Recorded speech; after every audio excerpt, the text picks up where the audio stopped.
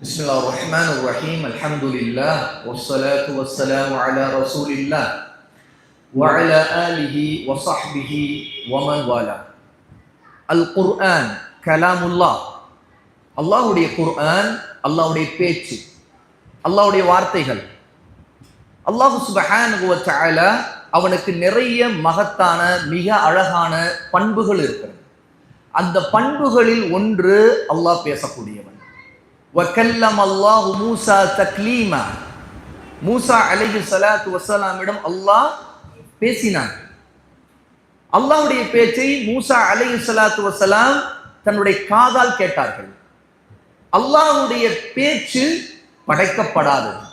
இந்த வானம், பூமி, மனிதர்கள், ஜின்கள், கடல்கள், மலைகள் எல்லாம் அல்லாஹ்வை தவிர எல்லாம் படைக்கப்பட்டது. அல்லாஹ் அவன் படைப்பாளன். ஆனால் அவனுடைய பேச்சு, அவனுடைய வார்த்தைகள் அவனிடமிருந்து வெளிவந்தவை. அல்லாஹ்வுடைய குர்ஆன் படைப்பு அல்ல, அல்லாஹ்வுடைய சிஃபத், அல்லாஹ்வுடைய பண்பு, அல்லாஹ்வுடைய தன்மை. அல்லாஹ்வுடைய பேச்சைத்தான் நாம் குர்ஆன் ஓதும் போது கேட்கிறோம், அவருடைய வார்த்தைகளை கேட்கிறோம். நம்முடைய நபி ஸல்லல்லாஹு அலைஹி வஸல்லம் யத்லு அலைஹிம் ஆயாத்திஹி, அல்லாஹ்வுடைய வசனங்களை, வார்த்தைகளை ஓதி காட்டினார்கள். ஜிப்ரீல் அலைஹிஸ்ஸலாத்து வஸ்ஸலாம் நம்முடைய நபிக்கு ஓதி காட்டினார்கள். நம்முடைய நபி தன்னுடைய தோழர்களுக்கு ஓதி காட்டினார்கள். அதே வார்த்தைகளை, அல்லாஹ்வுடைய வார்த்தைகளை நாம் ஓதுகிறோம். அந்த வார்த்தைகள் அல்லாஹ்விடமிருந்து வந்தவை, அவனிடமே திரும்பக்கூடியவை. இந்த பூமி, வானம் அழிக்கப்படுவதற்கு முன்பு அல்லாஹு தஆலா தன்னுடைய பேச்சை உயர்த்தி விடுவான். அப்போது இந்த பூமியிலே குர்ஆன் இருக்காது, குர்ஆனுடைய வார்த்தைகள் இருக்காது, எந்த புத்தகத்திலும் குர்ஆனுடைய வார்த்தைகள் இருக்காது. அல்லாஹ் உயர்த்தி விடுவான். ஆக அல்லாஹ்வுடைய குர்ஆனோடு உள்ள நம்முடைய தொடர்பு அல்லாஹ்வோடு உள்ள தொடர்பு. அல்லாஹ்வை நேரில் பார்க்க முடியாது. இந்த உலகத்தில் இருக்கும் வரைக்கும் யாரும் பார்த்ததில்லை. மூசா அலைஹிஸ்ஸலாத்து வஸ்ஸலாம் அல்லாஹ்வுடைய பேச்சை காதால் கேட்டாங்க. அதனால அல்லாஹ்வை கண்ணால் பார்க்க வேண்டும் ஆசைப்பட்டாங்க. ஆனா அல்லாஹ் சொன்னார், லன் தரானி, என்னை நீங்கள் ஒரு காலம் பார்க்க முடியாது. என்ற இந்த பூமியிலே வாழ்கிற வரைக்கும் அல்லாஹ்வை நேரில் பார்க்க முடியாது. ஆனா அல்லாஹ்வுடைய பேச்சை கேட்க முடியும். மூசா அலைஹிஸ்ஸலாத்து வஸ்ஸலாம் அல்லாஹ்வுடைய நபி. அல்லாஹ் தஆலா அவனுடைய பேச்சை அவனுடைய குரலிலேயே கேட்கக்கூடிய பாக்கியத்தை கொடுத்தான். நமக்கு அந்த பாக்கியம் இல்லை. ஆனால் அல்லாஹ்வுடைய அந்த பேச்சு இறக்கப்பட்டிருக்கிறது. அது குர்ஆன் மூலமாக ஓதப்படுகிறது. ஓதப்படுகிற அல்லாஹ்வுடைய பேச்சை நம்முடைய காதால் கேட்கிற பாக்கியம் நமக்கு இருக்கிறது. இந்த உலகத்துல எத்தனையோ காஃபிர்கள் இருக்கிறாங்க. உண்மையிலேயே அல்லாஹ்வுடைய பேச்சை காதில் கூட கேட்க முடியாதவர்கள் இருக்கிறாங்க. அல்லாஹ் நமக்கு ஹிதாயத், நேர்வழி கொடுத்து, ஈமானை கொடுத்து, அல்லாஹ்வை நம்பிக்கை கொள்ள வைத்து, அவருடைய பேச்சை ஓதுவதற்கும் கேட்பதற்கும் ஒருவர் ஓத முடியாவிட்டால் கூட கேட்கிற அளவிற்கு அல்லாஹ் தஆலா வாய்ப்பை கொடுத்திருக்கிறான்னு அல்லாஹ்வுக்கு நம்ம எவ்வளவு நன்றி செலுத்த வேண்டும். சுப்ஹானல்லாஹ். அதுவும் அந்த பேச்சை மிக அழகாக ஓதக்கூடிய காரிகளுடைய பேச்சு, காரிகளுடைய நாவிலிருந்து அல்லாஹ்வுடைய பேச்சை நாம் கேட்கிறோம். ஆகவே அல்லாஹ்வுடைய பேச்சு என்பது நமக்கு ஈமானோடு உள்ள தொடர்பு. நம்முடைய மனிதர்களின் பேச்சு போல அல்ல. மனிதர்களின் பேச்சு குறை உள்ளது, பலவீனம் நிறைந்தது, பொய் உள்ளது, அசத்தியம் கலந்தது, அறியாமை நிறைந்தது. அல்லாஹ்வுடைய பேச்சிலே அறியாமை இருக்காது, அல்லாஹ்வுடைய பேச்சிலே பலவீனம் இருக்காது, அல்லாஹ்வுடைய பேச்சிலே தவறுகள் இருக்காது. அல்லாஹ் சுப்ஹானஹு வ தஆலா இதையெல்லாம் விட்டு தூய்மையானவன். ஆகவே அல்லாஹ் சுப்ஹானல்லாஹ் என்று சொல்லுகிறார். மிகவும் பரிசுத்தமானவன். எல்லா குறைகளை விட்டும், கலங்கத்தை விட்டும், பொய்களை விட்டும் பரிசுத்தமானவன். அல்லாஹு அஸ்ஸ வ ஜல், அவன் மிக உயர்ந்தவன், மாண்பு நிறைந்தவன், சங்கை மிக்கவன், வலிமை நிறைந்தவன். அல்லாஹு சுப்ஹானஹு வ தஆலா ரப்புல் ஆலமீன், எல்லா உலகங்களை படைத்த இறைவன், இரட்சகன், ஆட்சி செய்பவன், பரிபாலிக்கிறவன், வளர்க்கிறவன். அவனுடைய பேச்சை நமக்கு இறக்கி இருக்கிறான். அதுதான் அல் குர்ஆன். ஆக அல்லாஹ்வுடைய குர்ஆனின் முதலில் நம் நம்பிக்கை கொள்ளணும். அல்லாஹ்வை சரியாக நம்பிக்கை கொள்வதிலிருந்து ஆரம்பிக்கிறது. அல்லாஹ்வுடைய பண்பை நம்பிக்கை கொள்வதிலிருந்து, அல்லாஹ்வுடைய பண்பிலே அல்லாஹ் தஆலா பேசக்கூடியவன்கிற இந்த நம்பிக்கை நமக்கு கட்டாயம் இருக்க வேண்டும். அப்படி என்றால் குர்ஆனை நம்புவது அல்லாஹ்வுடைய பேச்சை நம்புவது, குர்ஆனை ஓதுவது அல்லாஹ்வுடைய பேச்சை ஓதுவது, குர்ஆனை ஓதி புரிந்து கொள்வது, அல்லாஹ் சொல்லுவதை புரிந்து கொள்வது, குர்ஆனை பின்பற்றுவது, அல்லாஹ் சொல்லுகிற சட்டத்தின்படி நடப்பது, குர்ஆனை நேசிப்பது, அல்லாஹ்வை நேசிப்பது, குர்ஆனிலிருந்து சட்டங்களை தெரிந்து கொள்வது, அல்லாஹ்விடமிருந்து சட்டங்களை தெரிந்து கொள்வது என்று நாம் நம்பிக்கை கொள்ள வேண்டும். அல்லாஹ் சுப்ஹானஹு வ தஆலா வ இன்னஹு லதன்ஸீலு ரப்பில் ஆலமீன், இந்த குர்ஆன் அகிலங்களின் இறைவனிடமிருந்து இறக்கப்பட்டது என்று சொல்லுகிறான். அப்படி என்றால் அல்லாஹ் மேலே இருக்கிறான். மேலே இருக்கக்கூடிய அல்லாஹ் பூமியிலே இருக்கக்கூடிய நமக்கு குர்ஆனை இறக்கி இருக்கிறான். ஆக குர்ஆன் மீதான நம்பிக்கை முதலாவது அல்லாஹ்வுடைய பேச்சு என்று அதை நம்புவதோடு அது இறக்கப்பட்டது என்று நம்ப வேண்டும். அது அல்லாஹ்விடமிருந்து இறக்கப்பட்ட மிக உயர்ந்தவனாகிய மேலே இருக்கக்கூடியவன் நமக்கு இறக்கி இருக்கிறான். அதுவும் அந்த அல்லாஹ் ரப்புல் ஆலமீன், அகிலங்களின் இறைவன் இறக்கி இருக்கிறான். பாருங்கள், நானோ நீங்களோ யார்? அல்லாஹ்வால் படைக்கப்பட்ட எத்தனையோ படைப்புகளில் ஒரு படைப்பு. அல்லாஹ்வால் படைக்கப்பட்ட கோடிக்கணக்கான மனிதர்களில் ஒரு மனிதர். அல்லாஹ் தஆலா ஒரே ஒரு மனிதரா இருக்கக்கூடிய நமக்கும் எத்தனையோ மனிதர்களுக்கும் ஜின்களுக்கும் அவருடைய பேச்சை இறக்கி இருக்கிறான். அடுத்து அல்லாஹ் சொல்லுகிறான், நஸல பிஹிர் ரூஹுல் அமீன், இது நம்பிக்கைக்கு உரிய, அமானிதத்தை பாதுகாக்கக்கூடிய ரூஹ் ஜிப்ரீல் அலைஹிஸ்ஸலாத்து வஸ்ஸலாம் அவர்கள் வழியாக இறக்கப்பட்டது. குர்ஆன் மீதான நம்பிக்கை அல்லாஹ் இறக்கியது ஜிப்ரீல் அலைஹிஸ்ஸலாத்து வஸ்ஸலாம் வழியாக இறக்கினான். ஜிப்ரீல் மலக்குகளின் தலைவர். மலக்குகளின் தலைவரை அனுப்பி அகிலங்களின் இறைவன், அதுவும் மலக்குகளின் தலைவராக இருக்கிற நம்பிக்கைக்குரிய ரூஹ் அவர் வழியாக நம்முடைய நபி முஹம்மது ஸல்லல்லாஹு அலைஹி வஸல்லம் அவர்களுக்கு இறக்கினான். எப்படி இறக்கினான்?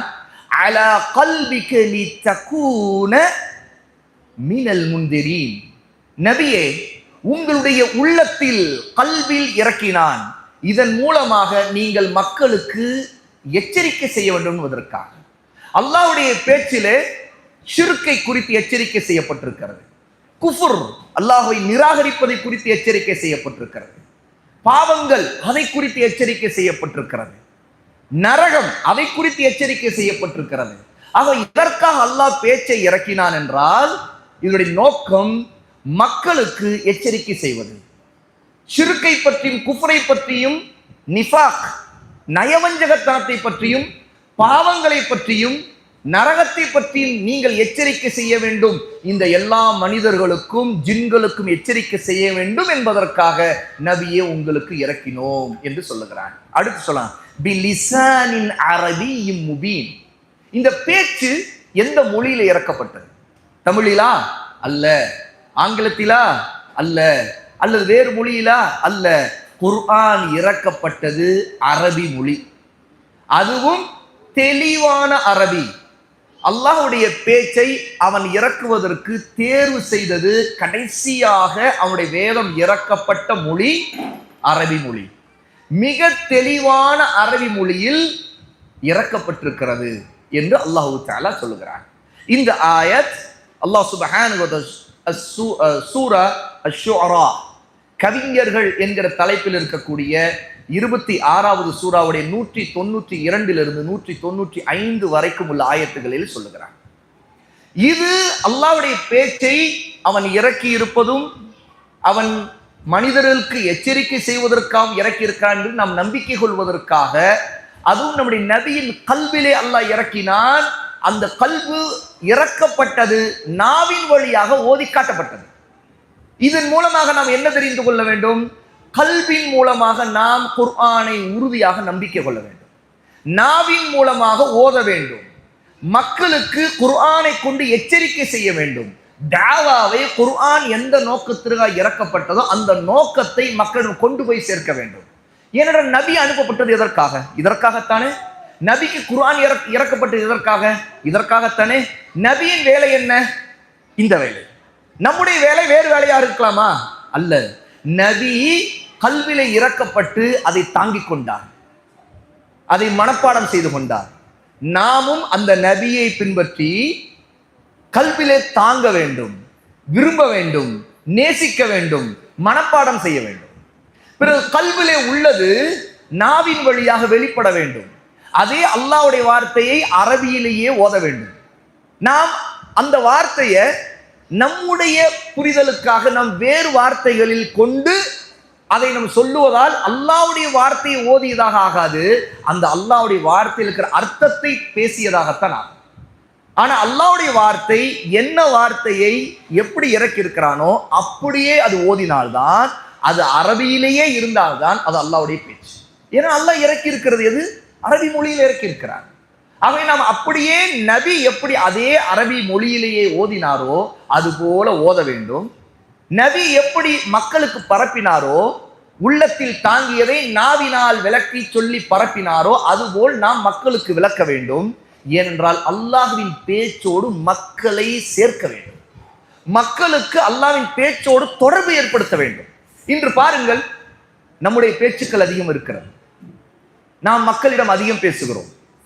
ஒரு இடத்துல 2 பேர் சேர்ந்தால் நீண்ட நேரம் பேசுகிறோம், 3 பேர் சேர்ந்தால் இன்னும் நீண்ட நேரம் போகிறது, பலர் சேர்ந்து விட்டால் கூச்சலாக மாறுகிறது. அதிலே நம்முடைய பேச்சுக்கள் எப்படி மாறுகிறது? பொய்கள் கலந்து விடுகிறது, புறம் பேசுவது கலந்து விடுகிறது, அவதூறுகள் கலந்து விடுகிறது, அசத்தியமான பேச்சுக்கள் கலந்து விடுகிறது. இன்னும் சொல்ல போனால் வெறுப்பானவை கலந்து விடுகிறது, அசிங்கமானவை கலந்து விடுகிறது, ஆபாசமானவை கலந்து விடுகிறது. ஜோக்கு என்கிற பேரில் பொய்களை சொல்லி தமாஷ் பண்ணுவது ஒரு சாதாரண விஷயமாக மாறிவிடுகிறது. அல்லது ஏதாவது இந்த உலகத்தில் நடக்கக்கூடிய அசிங்கங்கள், ஆபாசங்கள், கேவலங்கள் இதையெல்லாம் நாம் பேசி பேசி நம்முடைய பேச்சுகளை வளர்க்கிறோம். அதைத்தான் அரட்டை என்று சொல்லுகிறோம், அதைத்தான் டைம் பாஸ் என்று சொல்லுகிறோம், அதெல்லாம் ஒரு ஜாலி என்று பேசுகிறோம். இந்த பேச்சுக்களில் ஏதாவது பயன் இருக்கிறதா?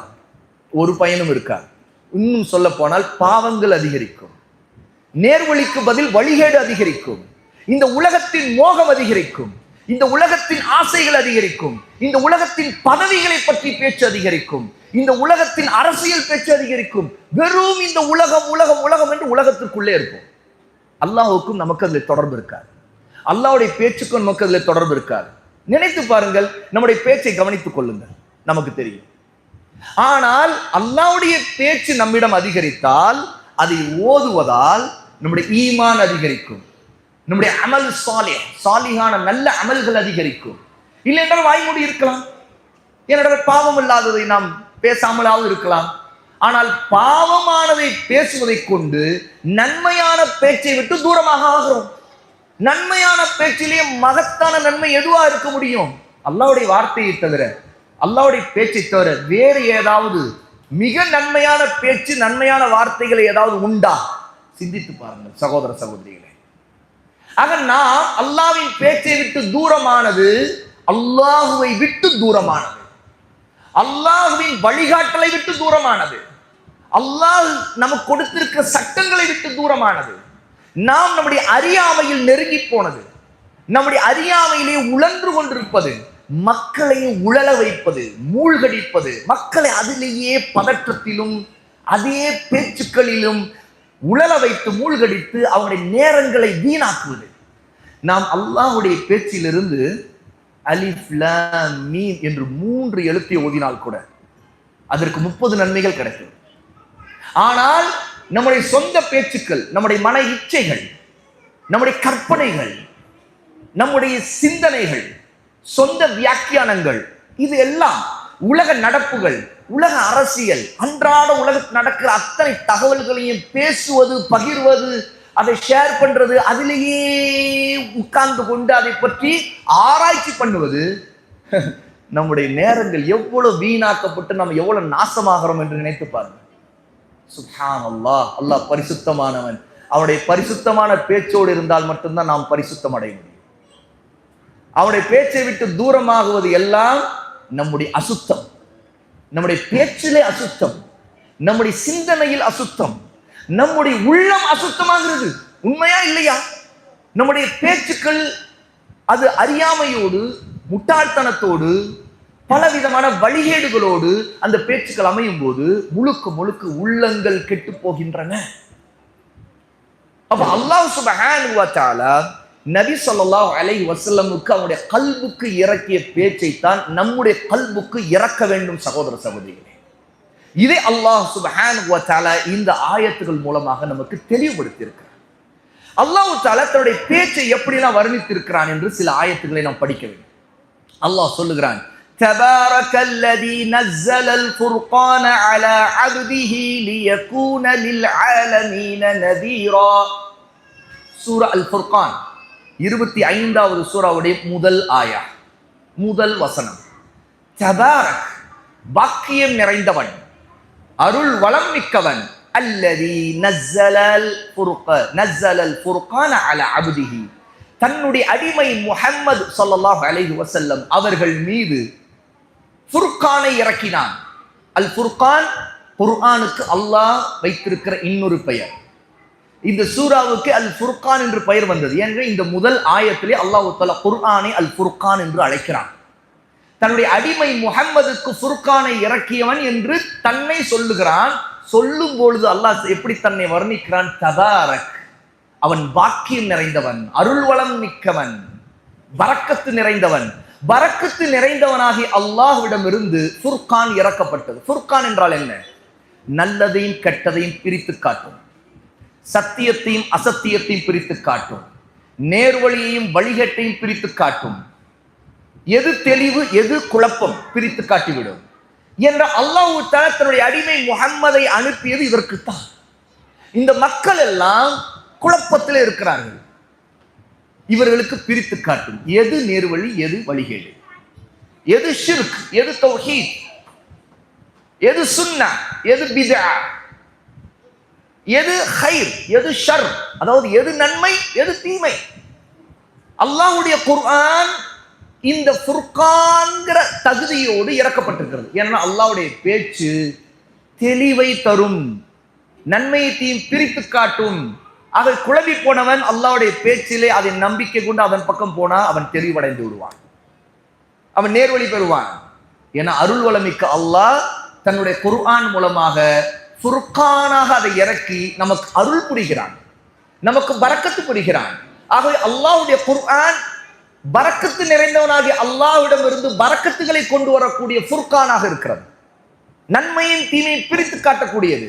ஒருவன் அல்லாஹ்வுடைய பேச்சை நம்பி, அவன்தான் என்னுடைய ரப்பு என்று நம்பி, அவனுடைய பேச்சில் தான் எனக்கு நேர்வழி வழிகேடு தெரியும் என்று நம்பினால் அவனுக்கு நேர்வழியும் வழிகேடும் பிரித்து காட்டப்பட்டு விடும், அவனுடைய குழப்பம் நீங்கிவிடும். அல்லாஹ் அடுத்து சொல்லி யகூன லில் ஆலமீன நதீரா. நபியே, உங்களுக்கு இப்படி இறக்கப்பட்டதற்கு காரணம் நீங்கள் உலகத்தார் அனைவருக்கும் எச்சரிக்கை செய்பவராக ஆக வேண்டும் என்பதற்காக. ஆக ஏன் அல்லாஹ் எச்சரிக்கை செய்கிறான்? அசத்தியம் எது தீமை எது வழிகேடு எது என்பதை எல்லாம் சுட்டிக்காட்டி இது இது வழிகேடு இது இது அசத்தியம் என்று எச்சரிக்கை செய்கிறான். அது குர்ஆன் மூலமாக அல்லாஹ் எச்சரிக்கை செய்கிறான். ஆகவே குர்ஆனை அல்லாஹ் இந்த வசனத்துல அல் ஃபுர்கான் பிரித்து காட்டக்கூடியது என்று வர்ணித்திருக்கிறான். அதற்கடுத்து இன்னொரு ஆயா அல்லாஹ் தஆலா இந்த பேச்சை, அவருடைய கலாமை முழு உலகத்திற்கும், ஏன் மனிதர்களுக்கும் ஜின்களுக்கும் இறக்கி இருக்கிறான். அல்லாஹ் சொல்லுகிறான், பஷீரா வ நதீரா. சூரா அல் பக்ரா 2வது சூராவுடைய 119வது ஆயா. குர்ஆனை வர்ணிக்கும் போது இது பஷீரன், இது நற்செய்தி சொல்லக்கூடியது. எப்படி நற்செய்தி சொல்லும்? இது சொர்க்கத்திற்கு வழிகாட்டும். நன்மையை சொல்லுவதன் மூலமாக, சத்தியத்தை சொல்வதன் மூலமாக அதை பின்பற்றுபவருக்கு நற்செய்தி சொல்லும், உங்களுக்கு சொர்க்கம் உண்டு. எப்போது நதீராக இருக்கிறது? எப்போது அசத்தியமோ எது தீமையோ அதையெல்லாம் எச்சரிக்கை செய்து, இதன் மூலமாக இதையே நீங்கள் செய்து கொண்டிருந்தால் நரகத்திற்கு போய்விடுவீர்கள் என்று எச்சரிக்கை செய்கிறது. ஆகவே அல்லாஹ் சுப்ஹானஹு வ தஆலா குர்ஆனை இந்த ஆயத்துல பஷீர் நதீர் என்று நபிமார்களுக்கு சொன்ன அதே பெயரை அதே வார்த்தையை குர்ஆனுக்கு சொல்லியிருக்கிறார். நபிமார்கள் பஷீராக வந்தார்கள், நற்செய்தி சொல்பவர்களாக. நதீராக வந்தார்கள், எச்சரிக்கை செய்பவர்களாக. குர்ஆனும் அந்த எல்லா நபிமாரும் எதற்காக வந்தார்களோ அதே நோக்கத்தை நிறைவேற்ற அல்லாஹ்வுடைய பேச்சாக அதை இறக்கி இருக்கிறார். குர்ஆனை பின்பற்றுகிறவர் அவர் நற்செய்திகளை பெறலாம், குர்ஆனை பின்பற்றுகிறவர் அவர் அதிலிருந்து எச்சரிக்கை செய்யப்பட வேண்டிய விஷயங்களை அடையாளம் கண்டுகொள்ளலாம். இது இந்த வசனத்தை அல்லாஹ் தஆலா நமக்கு தெளிவுபடுத்துகிறான். இன்னொரு இடத்துல அல்லாஹ் தஆலா சூரா அல் ஜின், ஜின்கள் என்கிற அத்தியாயத்தில் சொல்லும் பொழுது இந்த குர்ஆன் இறக்கப்பட்டது மனிதர்களுக்காக மட்டுமல்ல, ஜின்களுக்கும் இறக்கப்பட்டு அவர்களும் ஜின்களும் இந்த குர்ஆனை பின்பற்றி ஓதி அதை புரிந்து நேர்வழி பெறுவார்கள் என்று சொல்லுகிறான். அல்லாஹ் சொல்லுகிறான், فَقَالُوا إِنَّا سَمِعْنَا قُرْآنًا عَجَبًا. அந்த ஜின்கள் பேசிக்கொண்டார்கள் ஒருவருக்கொருவர், நாங்கள் ஆச்சரியமான வியக்கத்தக்க விஷயமாக குர்ஆனை கேட்டோம். அப்படி என்றால் ஜின்கள் கேட்கும் தன்மை உள்ளவர்கள். இன்னா சமிஅனா, நாங்கள் கேட்டோம். எதை கேட்டார்கள்? குர்ஆனன் அஜபா, குர்ஆனை கேட்டோம், ஆச்சரியமாக இருந்தது. ஜின்கள் புரிந்து கொண்டார்கள் குர்ஆனை ஓதும் போது. ஏனென்றால் அந்த ஜின்கள் அரபி தெரிந்தவர்கள், அரபி ஜின்கள்.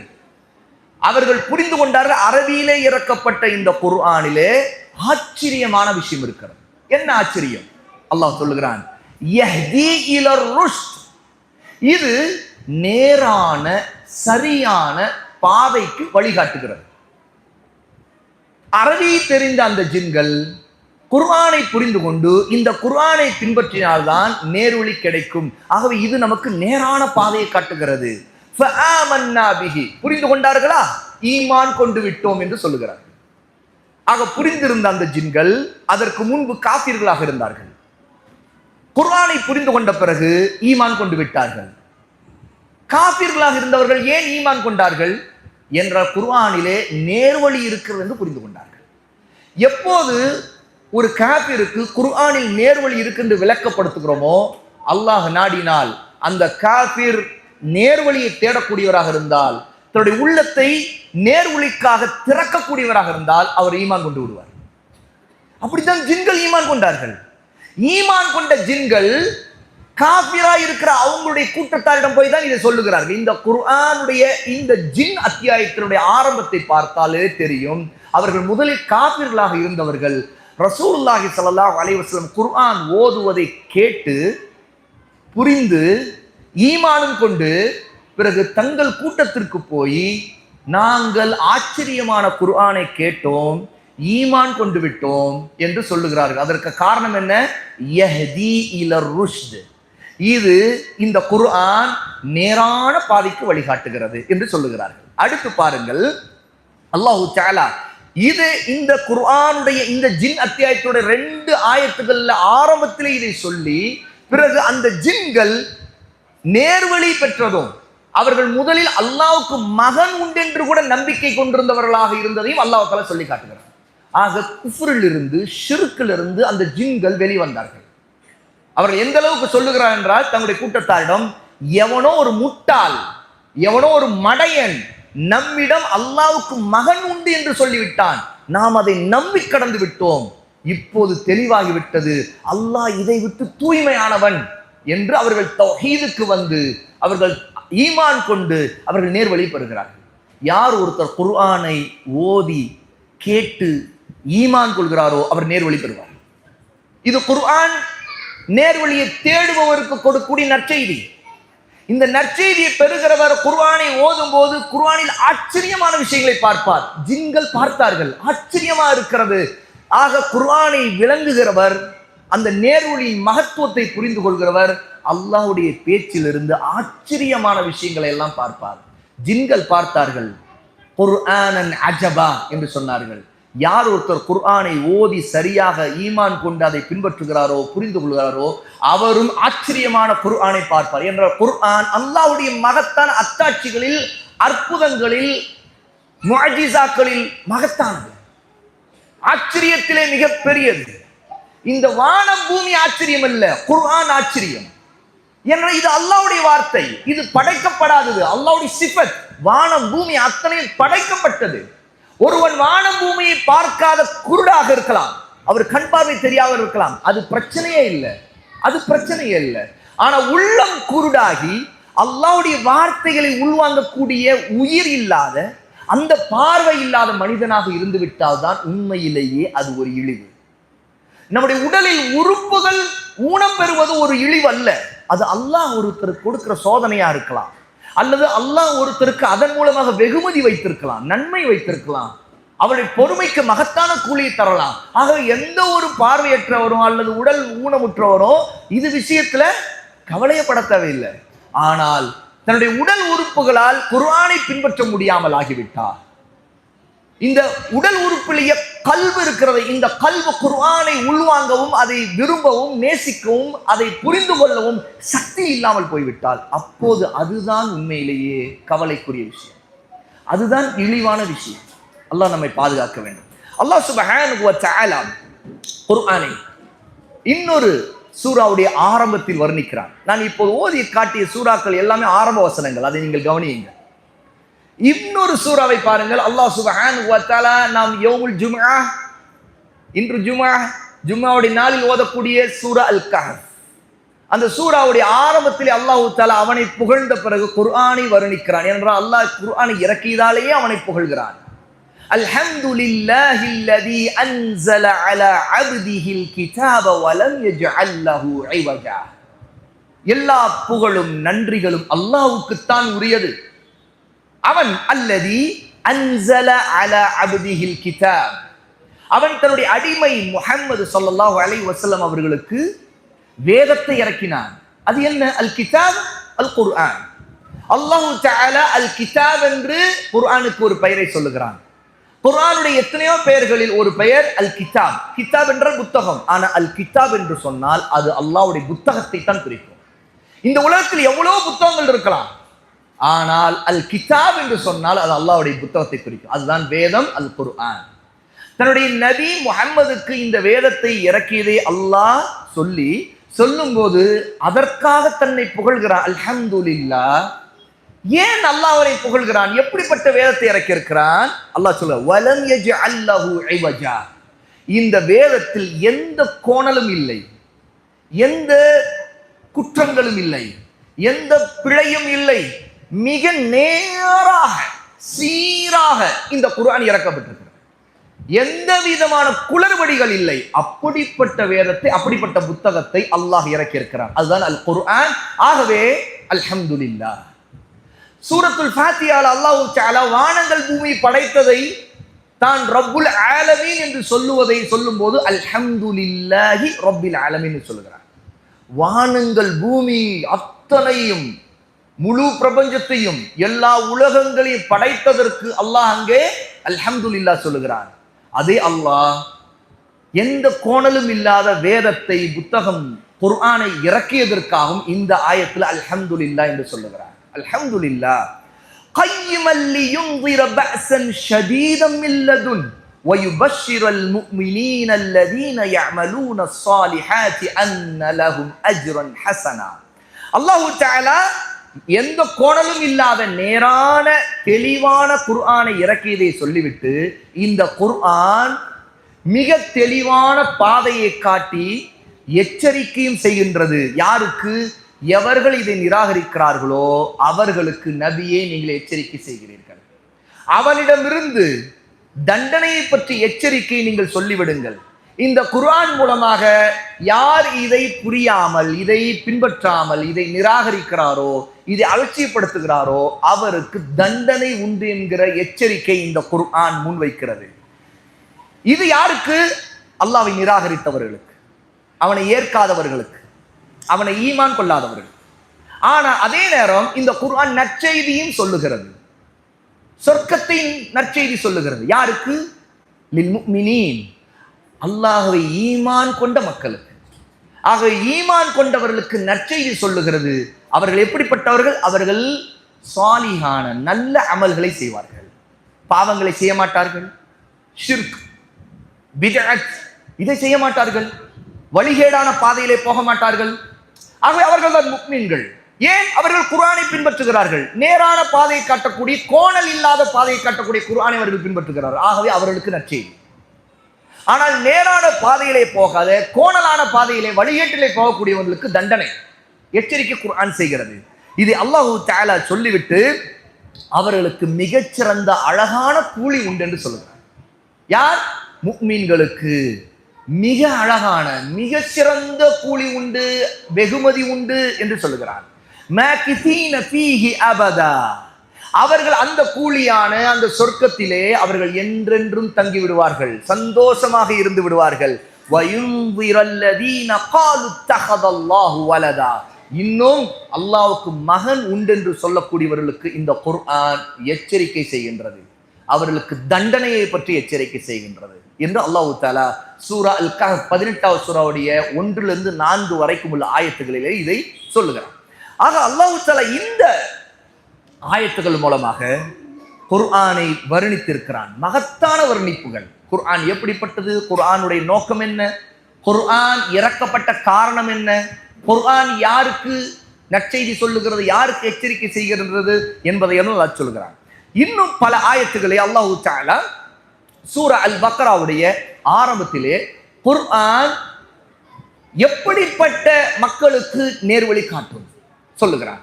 அல்லாஹ் சொல்லுகிறான், பிஸ்மில்லாஹிர் ரஹ்மானிர் ரஹீம், அலிஃப் லாம் மீம், ذَلِكَ الْكِتَابُ لَا رَيْبَ فِيهِ هُدًى لِلْمُتَّقِينَ. அலிஃப் லாம் மீம், இது வேதம், இதுதான் வேதம், இதுல எந்த சந்தேகமும் இல்லை.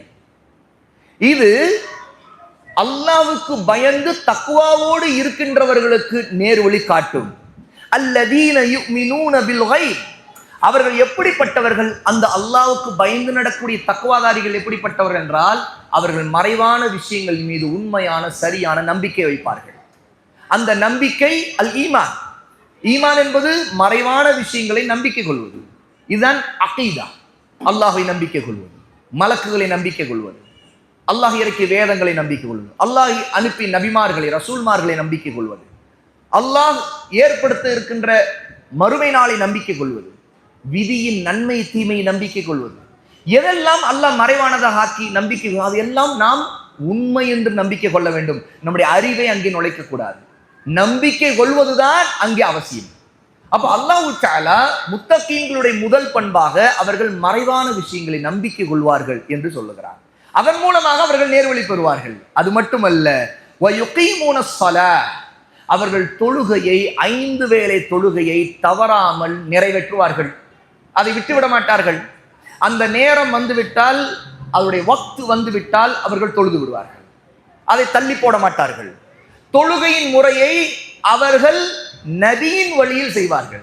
நபி ஸல்லல்லாஹு அலைஹி வஸல்லம் எப்படி தொழுகையை தொழ வேண்டும் என்று சொல்லியிருக்கிறார்களோ அந்த கட்டளையை தெரிந்து கொண்டு அதன் முறையில் அவர்கள் தொழுகையை நிறைவேற்றுவார்கள்.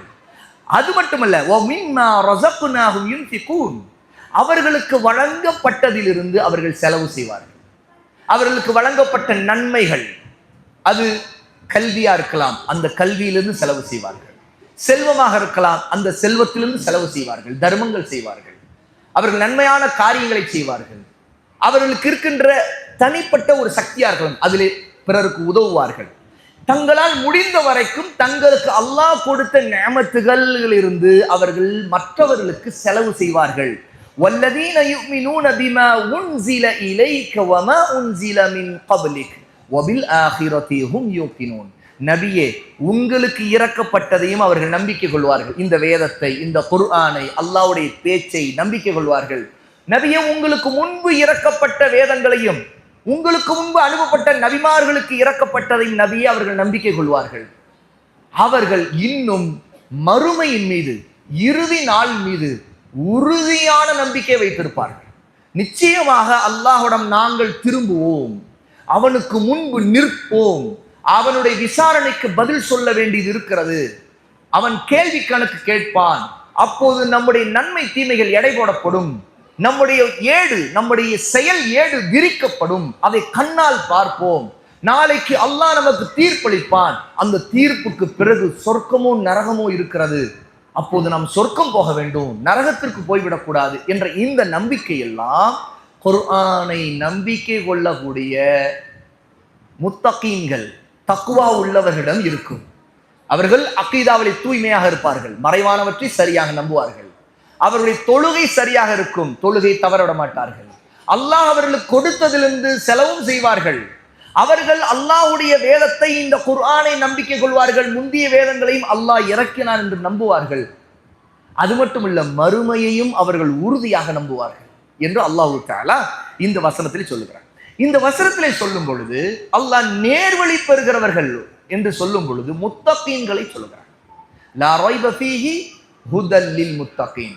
இதுல எந்த சந்தேகம் இல்லை, இது அல்லாஹ்விடமிருந்து இறக்கப்பட்ட வேதம் என்பதில் எந்த சந்தேகம் இல்லை.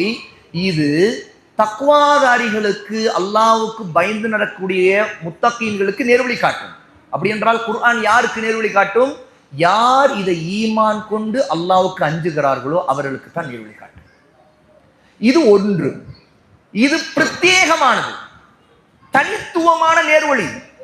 அல்லாஹ் தஆலா ஹிதாயத் கொடுத்து, அந்த ஹிதாயத்தின் மூலமாக ஈமான் கொண்டு, அந்த ஈமானிலே குர்ஆனை நம்பிக்கை கொண்டு, அல்லாஹ்வை நேசம் கொண்டு, குர்ஆனை ஓதி அதை பின்பற்ற வேண்டும் என்ற ஹிதாயத்தோடு உள்ள நேர்வழி.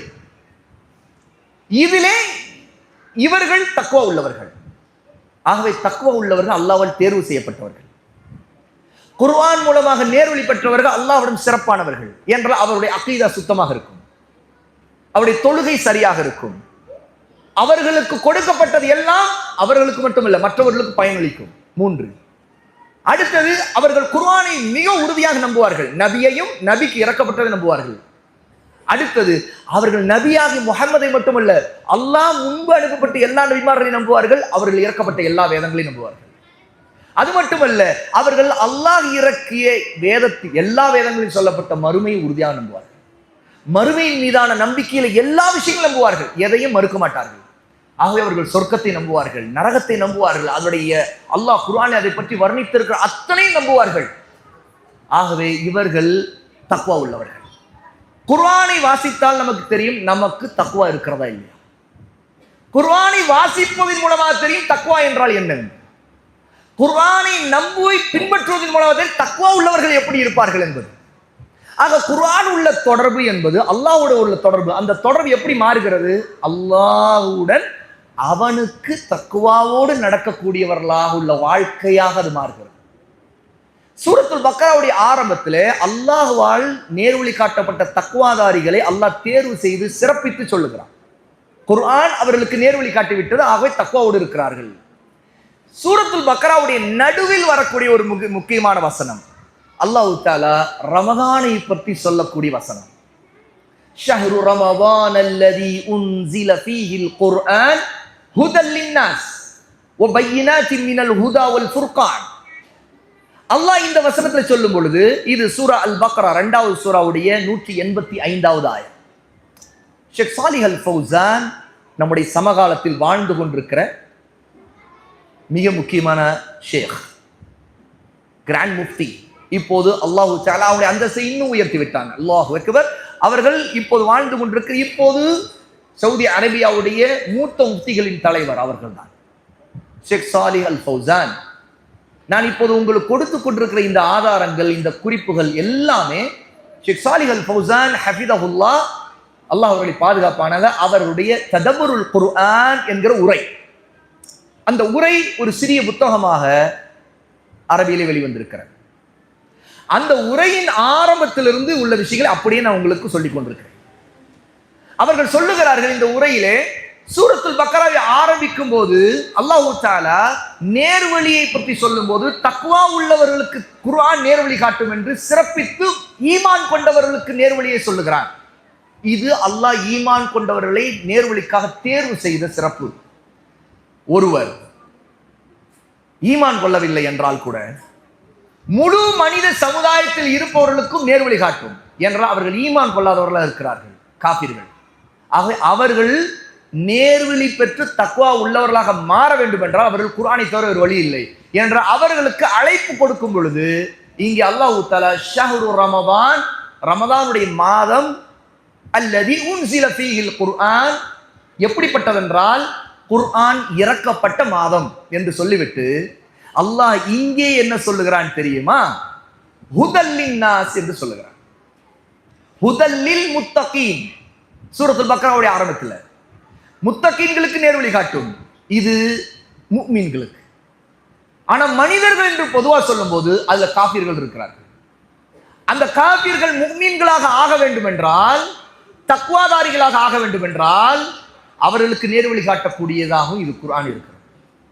ஆகவே இங்கே குர்ஆன் சூரத்துல் பக்ராவுடைய இந்த நடு ஆயத்திலே அல்லாஹ் தஆலா 185வது ஆயத்துல மனிதர்களுக்கு நேர்வழி காட்டும் என்று சொல்லுகிறான். ஆக மனிதர்கள் நேர்வழி பெற வேண்டும் என்றால், காபிர்களாக இருப்பவர்கள் நேர்வழி பெற வேண்டும் என்றால், காபிர்களாக இருக்கிறவர்கள் தக்வா உள்ளவர்களாக ஆக வேண்டும் என்றால் இந்த குர்ஆனை தான் பின்பற்றியாகும். ஏனென்றால் வபையினாத்தின் மினல் ஹுதா வல் ஃபுர்கான், இந்த குர்ஆன் நேர்வழிக்கான ஆதாரங்களை தெளிவாக எடுத்து சொல்லிவிடுகிறது என்று அல்லாஹ் சொல்லுகிறான். வபையினாத், தெளிவுபடுத்துகிறது. மினல் ஹுதா, நேர்வழியை தெளிவாக சொல்லிக் கொடுக்கிறது. வல் ஃபுர்கான், இன்னும் சத்தியத்தையும் அசத்தியத்தையும் பிரித்து காட்டி விடுகிறது. ஆக மனிதர்களுக்கு நேர்வழியில ரெண்டு வழி இருக்கிறது, ரெண்டு விதமான நேர்வழி இருக்கிறது. ஹுதா அல் இர்ஷாத், நேர்வழி காட்டப்படுதல் ரெண்டு இருக்கிறது. முதலாவது, அல்லாஹ் ஒருவருக்கு கருணையின் காரணமாக அவரை தேர்வு செய்து அவருக்கு ஈமானை கொடுத்து அல்லாஹ் நேர்வழி காட்டி விடுகிறார். அவர்கள் தான் முஃமின்கள், அவர்கள் தான் முத்தகீன்கள். இன்னொரு சாரார் இருக்கிறார்கள், அல்லாஹ் வேதத்தை இறக்கி இருக்கிறான், அவர்கள் நேர்வழி தேடி இதை பின்பற்றி கொண்டால் தப்பிக்கலாம், நேர்வழி பெறலாம். இல்லை என்றால் அவர்கள் நேர்வழிக்கான குர்ஆனை நிராகரித்து விட்டு வழிகேட்டிலே இருந்து விடுவார்கள் என்று ஷேக் சாலிஹ் அல் ஃபௌசான் ஹஃபிதஹுல்லாஹ் இந்த ஆயத்துகள் மூலமாக நமக்கு இங்கே அல்லாஹ் தஆலா நேர்வழியிலே ரெண்டு விதமானதை சொல்லுகிறார். சூரத்துல் பக்ராவுடைய ஆரம்பத்தில் முத்தகீன்களுக்கும் குர்ஆன் நேர்வழி காட்டும், முழு மனித சமுதாயத்திற்கும் நேர்வழி காட்டும் என்று சொல்றாங்க. மனிதர்களில் யாரெல்லாம் முத்தகீன்களாக ஆக விரும்புகிறார்களோ அல்லாஹ்வை ஈமான் கொள்ள வேண்டும், குர்ஆனை ஈமான் கொள்ள வேண்டும், அப்போது அவர்கள் நேர்வழி பெற்று விடுவார்கள். அதுவரைக்கும் அவர்கள் நேர்வழி இருந்தும் அதை நிராகரித்து விட்டு தூரமாக இருக்கிறார்கள் என்று ஷேக் சாலிஹ் அல் ஃபௌசான் ஹஃபிதஹுல்லாஹி தஆலா இங்கே குறிப்பிடுகிறார்கள். அல்லாஹ் சுப்ஹானஹு வ தஆலா நேர்வழி காட்டுவதில் யார் அவனை ஈமான் கொள்கிறார்களோ, அவனுடைய குர்ஆனை ஈமான் கொள்கிறார்களோ அவர்கள் தக்வா உள்ளவர்களாக, அல்லாஹ்வுக்கு அஞ்சி நடப்பவர்களாக இருப்பார்கள். ஆகவே அவர்களுக்கு அந்த விதத்தில் குர்ஆனை கொண்டு நேர்வழி காட்டுகிறார். இன்னொரு சாரார் மனிதர்களில் அந்த நேர்வழியின் பக்கம் தேவை உள்ளவர்களாக, ஆனால் இன்னும் அதை எடுத்துக்கொள்ளாதவர்களாக இருக்கக்கூடியவர்கள், அவர்கள் தான் பொதுவாக இருக்கக்கூடிய இறை நிராகரிப்பாளர்கள். அல்லாஹ் ஈமான் கொண்டவர்களை நேசித்து அவர்களுக்கு நேர்வழி காட்டுகிறான். இறை நிராகரிப்பாளர்களாக இருப்பவர்களுக்கு குர்ஆனை நேர்வழிக்குரியது என்று முன்வைத்து நேர்வழியின் பக்கம் அழைக்கிறான்.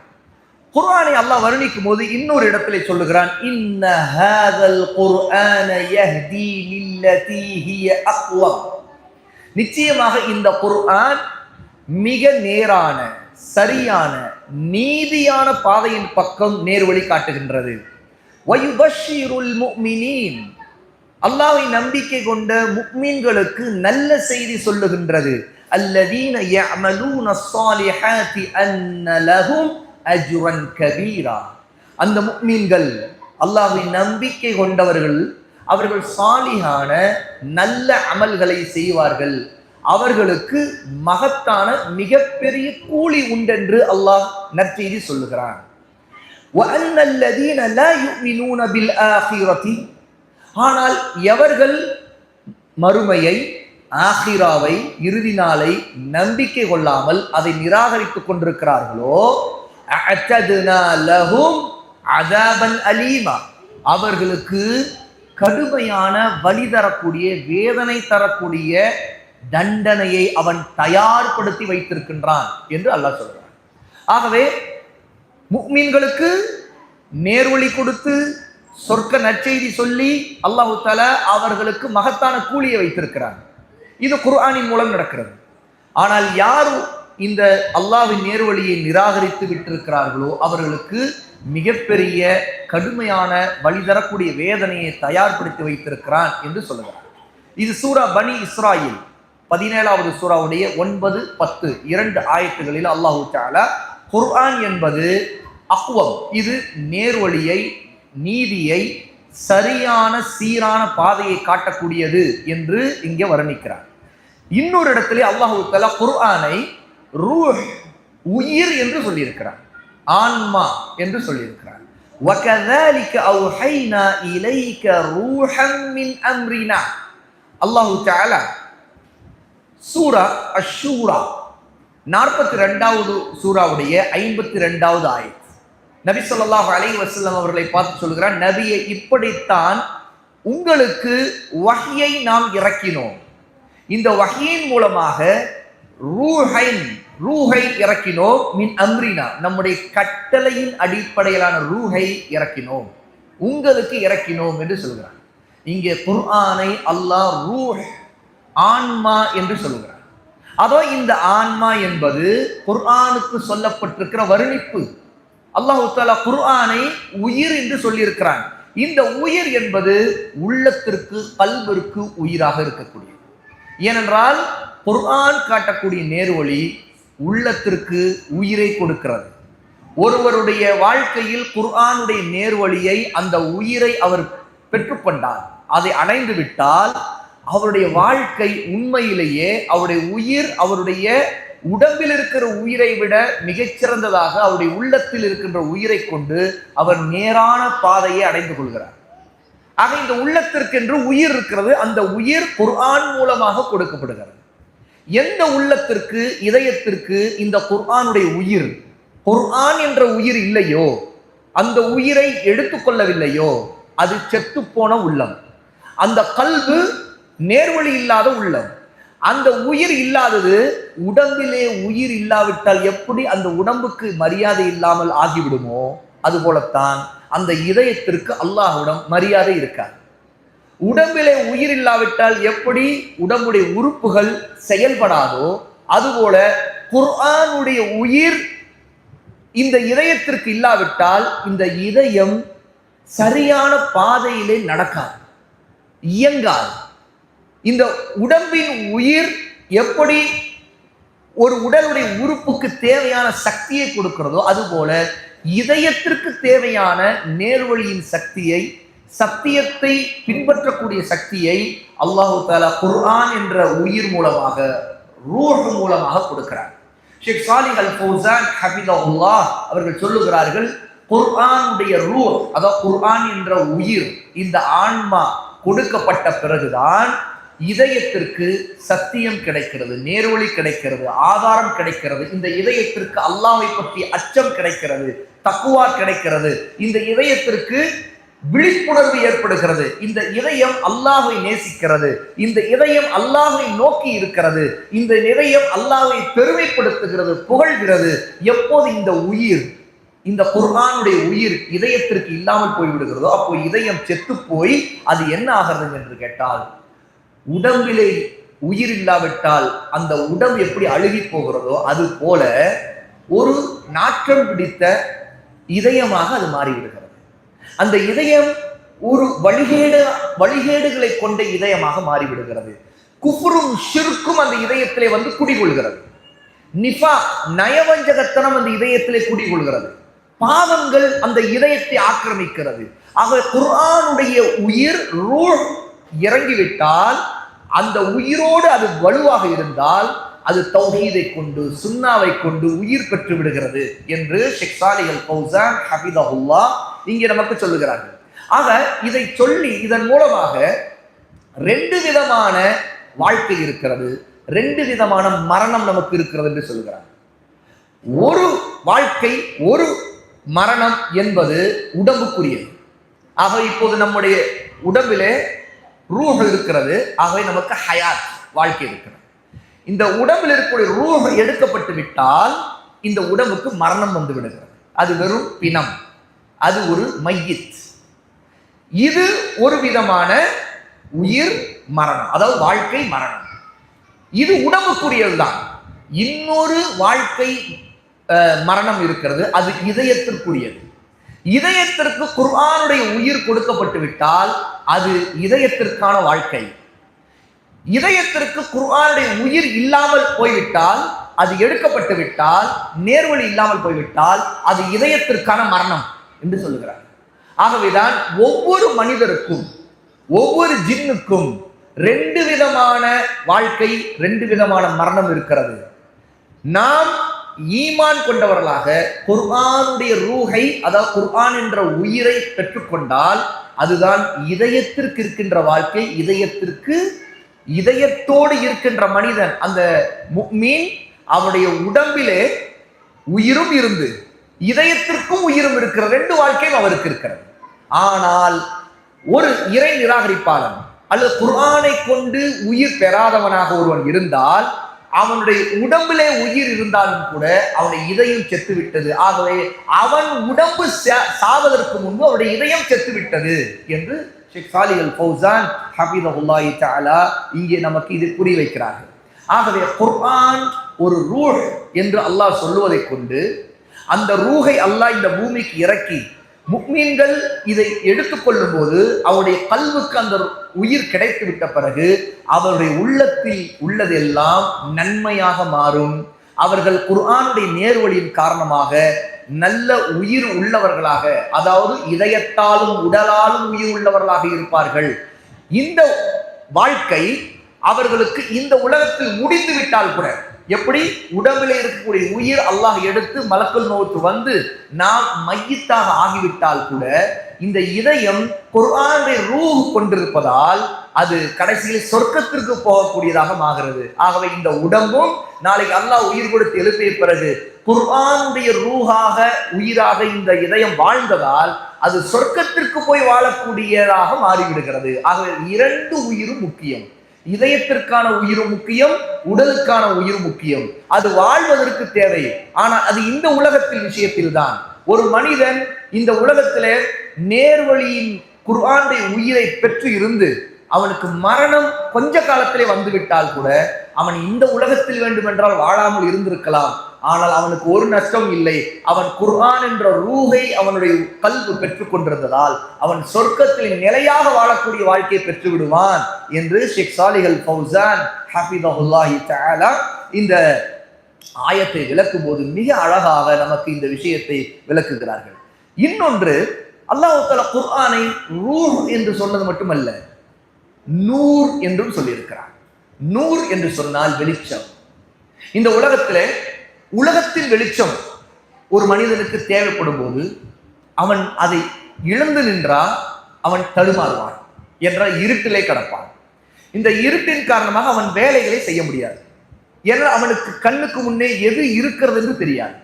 குண்டு குழி இருக்கலாம், அல்லது ஏதேனும் ஒரு அபாயம் இருக்கலாம், அல்லது ஒரு விஷ ஜந்து இருக்கலாம், ஒரு பாம்பு இருக்கலாம், அல்லது யார் முன்னாடி இருக்கிறான் என்று தெரியாமலே அவன் முழிக்கலாம். இதெல்லாம் ஒரு மனிதனுக்கு இந்த உலகத்தின் வெளிச்சம் இல்லாத போது அவன் தடுமாறுகிற நிலை. இந்த உலகத்தில் வெளிச்சம் இருக்கும் பொழுது அது சூரிய வெளிச்சமா இருக்கட்டும், அல்லது நாம் பார்க்கக்கூடிய ஒரு மின்சாரத்தின் மூலமாக கிடைக்கிற விளக்கிலிருந்து கிடைக்கக்கூடிய வெளிச்சமா இருக்கட்டும், அந்த வெளிச்சம் நமக்கு பக்கத்தில் என்ன இருக்கிறது என்று காட்டுது. அதன் மூலமா அந்த இடத்துல ஏதேனும் அபாயம் இருக்கிறதா, நல்லது இருக்கிறதா, நமக்கு தேவையானது எங்கே இருக்கிறது, நாம் எடுக்க வேண்டியது எங்கே, அது தேடி எடுக்கலாம். இது எல்லாம் இந்த வெளிச்சம் நமக்கு காட்டி விடுகிறது. குர்ஆன் என்ற நூர் கிடைத்தால் மட்டும்தான், அதை ஒருத்தர் அந்த வெளிச்சத்தில் வாழ்ந்தால் மட்டும்தான் அவருக்கு சொர்க்கமே கிடைக்கும். இல்லை என்றால் சொர்க்கத்திற்கு போகிற பாதையே அவருக்கு தெரியாது. இந்த உலகத்தின் வெளிச்சத்தை பெறாத ஒருவர் பார்வையற்றவராக இருந்தால் கூட குர்ஆனுடைய வெளிச்சத்தை அவர் பெற்றிருந்தால் அவர் சொர்க்கத்திற்கே போய்விடலாம். என்ன, இந்த குர்ஆன் அவருக்கு சொர்க்கத்துக்கே வெளிச்சம் காட்டிவிடும், பாதை காட்டிவிடும். ஆனால் ஒருவருக்கு கண்ணிற்கு வெளிச்சம் இருந்து அவருக்கு முன்பு பல வெளிச்சம் இருந்தும் கூட அவர் குர்ஆன் காட்டக்கூடிய வெளிச்சத்தின் பாதையை அறியாவிட்டால், நேர் வழியை அறியாவிட்டால் அவர் போகக்கூடிய கடைசி தங்குமிடம் நரகமாக அறிவிடும். அல்லாஹ் சுப்ஹானஹு வ தஆலா குர்ஆனை அப்படிப்பட்ட நூர் என்று நேர்வழி காட்டக்கூடிய வெளிச்சம் என்று குர்ஆனிலே சொல்லுகிறான். யா அய்யுஹன் நாஸ் கத் ஜாஅக்கும் புர்ஹானும் மிர் ரப்பிக்கும், மனிதர்களே உங்களிடம் உங்கள் ரப்பிடமிருந்து உங்கள் இறைவனிடமிருந்து ஆதாரம் வந்துவிட்டது. அதான் குர்ஆன். வ அன்ஸல்னா இலைக்கும் நூரம் முபீனா, உங்களுக்கு நாம் தெளிவான நூரை, தெளிவான வெளிச்சத்தை இறக்கி இருக்கின்றோம். அப்படி என்றால் என்ன? இந்த தெளிவான வெளிச்சம் உங்களுக்கு நேர்வழியை காட்டிவிடும். உங்களுக்கு நீங்கள் இந்த வெளிச்சத்தின் மூலமாக உங்களுக்கு எதெல்லாம் அபாயமோ அந்த அபாயத்தை காட்டிவிடும். அதை விட்டு நீங்கள் தப்பிவிடலாம்.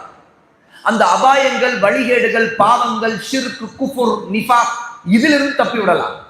நீங்கள் விதயத்துகளை விட்டு தப்பிவிடலாம் என்ற இந்த வெளிச்சம் தெளிவானது, நூறுன் முபீன். அப்போ அல்லாஹ் தஆலா குர்ஆனை இங்கே வர்ணிக்கும் போது சாதாரண வெளிச்சம் என்று சொல்லவில்லை, நூறுன் முபீன், மிக தெளிவான வெளிச்சம். ஆக இந்த நூறு மூலமாக நீங்கள் நேர்வழி பெறலாம், சொர்க்கத்தை பெறலாம்.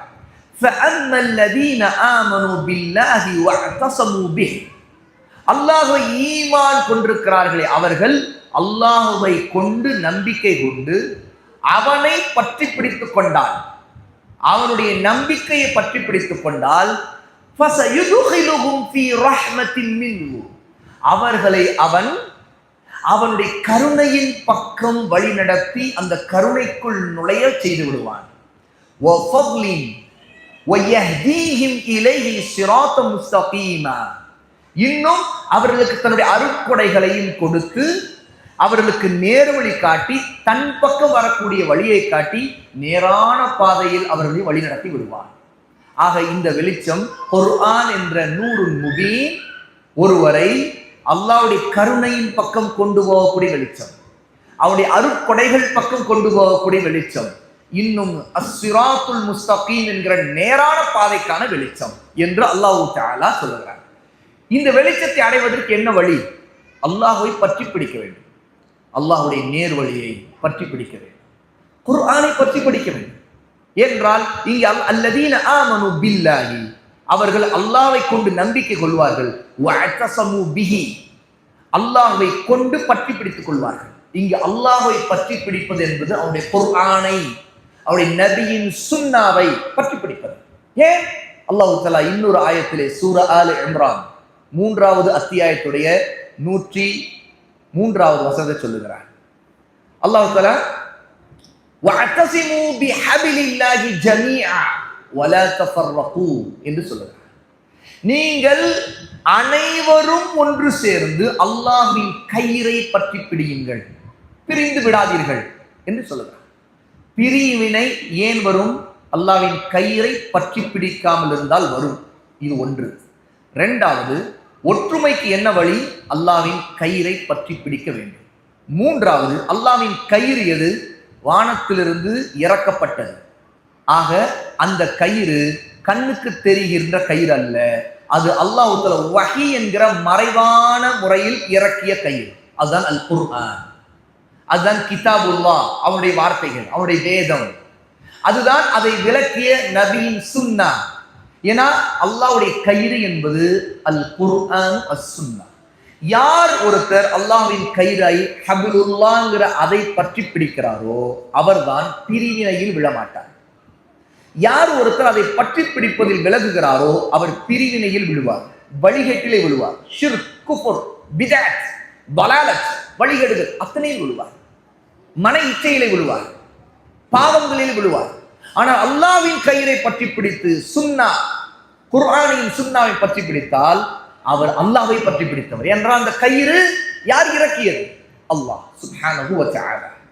அல்லாஹ் இறக்கிய கயிறை பற்றி பிடிப்பவர் தான் இங்கே இந்த ஆயத்துல வஅதஸமு பிஹி, அவனை கொண்டு பற்றி பிடித்தவர்கள். இதை சொல்லிவிட்டு தான் அல்லாஹ் சொல்கிறான் ஃபஸயுதுகிலுஹும் ஃபீ ரஹ்மத்தின் மின்ஹு, இப்படி பற்றி பிடித்தவர்களை அல்லாஹ் அவருடைய ரஹ்மத்திற்குள் நுழைய செய்து விடுவான். அதுதான் அல்லாஹ்வுடைய சொர்க்கம், அதுதான் அல் ஜன்னா, அதுதான் அல்லாஹ்வுடைய ரஹ்மாலே மிகப்பெரியது. அல்லாஹ்வுடைய ரஹ்மத்திலே மிகப்பெரியது என்ன? சொர்க்கம். நபி கூட அதன் பக்கம் தேவையுள்ளவர். என்றால் அல்லாஹ் தஆலா நபியாக இருந்தாலும் தன்னுடைய ரஹ்மத்தால் தான் அவருக்கும் சொர்க்கத்திலே அனுப்புவார். ரசூலுல்லாஹி ஸல்லல்லாஹு அலைஹி வஸல்லம் சொன்னார்கள், யாரும் தன்னுடைய நல்ல அமல்களை வைத்து அல்லாஹ்வுடைய சொர்க்கத்தை அடைய முடியாது, சொர்க்கத்திற்கு போய்விட முடியாது. அவருடைய கருணை இருந்தால் மட்டும்தான் போக முடியும். ஆயிஷா ரலியல்லாஹு அன்ஹா கேட்டார்கள், யா ரசூலல்லாஹ், நீங்களுமா? நானும் தான். ரசூலுல்லாஹ் சொன்னார்கள், ஆமா நானும் தான். அல்லாஹ்வின் கருணை இல்லாமல் சொர்க்கத்துக்கு நுழைய முடியாது. ஆகவே அல்லாஹ் தஆலா ஃபஸயுதுகிலுஹும் ஃபீ ரஹ்மத்தின் மின்ஹு என்று சொல்லுகிறான். அவன் தன்னுடைய ரஹமத்தின் பக்கம் நுழைய செய்வான். அது அல்லாஹ்வுடைய சொர்க்கத்தை குறிக்கும். வஃபத்லின், இன்னும் அதுதான் அல்லாஹ்வுடைய அருட்கொடை. வயஹ்தீஹிம் இலைஹி சிராத்தம் முஸ்தகீமா, அவர்களை அவன் நேரான பாதையில் நுழைய செய்துவான். இதுதான் அல்லாஹ்வுடைய தெளிவான ஒளி, தெளிவான வெளிச்சம். அதுதான் அல் குர்ஆன். ஆகவே குர்ஆன் என்பது அல்லாஹ் இறக்கிய ரூஹ் மட்டுமல்ல, அல்லாஹ் இறக்கிய நூர். இந்த பூமிக்கு, பூமியில் உள்ள மனிதர்களுக்கும் ஜின்களுக்கும் அல்லாஹ் இறக்கிய நூர். இந்த நூரை, இந்த வெளிச்சத்தை பின்பற்றி போகிறவர் மட்டும்தான் சொர்க்கத்தை அடைய முடியும், சொர்க்கத்தின் வெளிச்சத்தை பார்க்க முடியும். இதே அல்லாஹு தஆலா இந்த ஆயத்தின் மூலமாக நமக்கு தெளிவளிக்கிறார். இன்னொரு ஆயா அல்லாஹு தஆலா குர்ஆனை வர்ணித்திருக்கிறதுல ஏற்கனவே நம்ம அறிந்த ஆயா. குர்ஆனை அல்லாஹு தஆலா அல் ஃபுர்கான் என்று சொல்லி இருக்கிறார். சூரா ஃபுர்கானுடைய முதல் ஆயா, தபாரக்கல்லதி நஸ்ஸலல் ஃபுர்கான அலா அப்திஹி லியகூன லில் ஆலமீன நதீரா. பாக்கியம் நிறைந்தவன் அவன்தான் தன்னுடைய அடிமை முஹம்மது ஸல்லல்லாஹு அலைஹி வஸல்லம் அவர்கள் மீது அல் ஃபுர்கானை, நன்மை தீமையை பிரித்து காட்டக்கூடிய, சத்தியத்தையும் அசத்தியத்தையும் பிரித்து காட்டக்கூடிய, நேர்வழியையும் வழிகேட்டையும் பிரித்து காட்டக்கூடிய குர்ஆனை இறக்கினான். இதன் மூலமாக உலகத்தார் அனைவருக்கும் எச்சரிக்கை நபியை நீங்கள் செய்ய வேண்டும் என்று அல்லாஹு தஆலா சொல்லுகிறான். இன்னும் சில இடங்கள்ல அல்லாஹு தஆலா இந்த மாதிரி குர்ஆனை வர்ணிக்கும் போது கூடுதலாக குர்ஆனை ஷிஃபா, நிவாரணம் அளிக்கக்கூடியது என்று வர்ணித்திருக்கிறார். குர்ஆன் ஏன் நம்முடைய வாழ்க்கையில தேவை? நமக்கு நிவாரணம் தேவை, நம்முடைய உள்ளத்திற்கும் நிவாரணம் தேவை. குர்ஆன் ரூஹாக இருக்கிறது, உள்ளத்திற்கு உயிர் கொடுக்கிறது.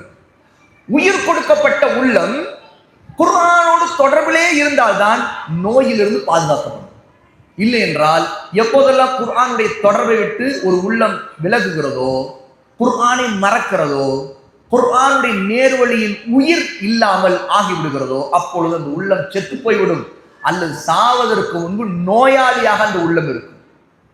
அப்ப குர்ஆன்ங்கிற ஷிஃபா, இந்த நிவாரணம் ஒருவர் குர்ஆனை கொண்டு பெற்றுக்கொண்டால் அவருடைய உள்ளம் ஆரோக்கியமாக இருக்கும், அவருடைய உடம்பும் ஆரோக்கியமாக இருக்கும். ஏனென்றால் குர்ஆன்ங்கிற ஷிஃபா உள்ளத்திற்கும் நிவாரணம் அளிக்கும், உடலுக்கும் நிவாரணம் அளிக்கும்.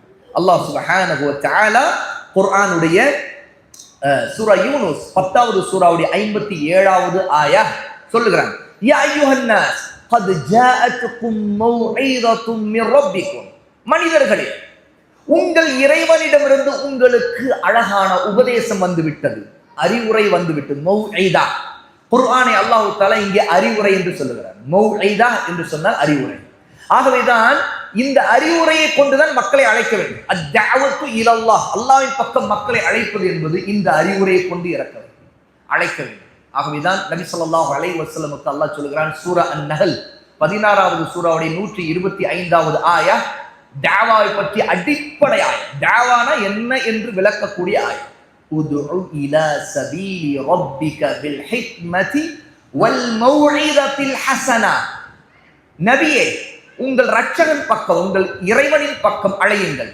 பில் ஹிக்மா, முதலாவது ஞானத்தை கொண்டு. அந்த ஞானம் நபிக்கு அல்லாஹ் கற்றுக் கொடுத்த ஞானம்.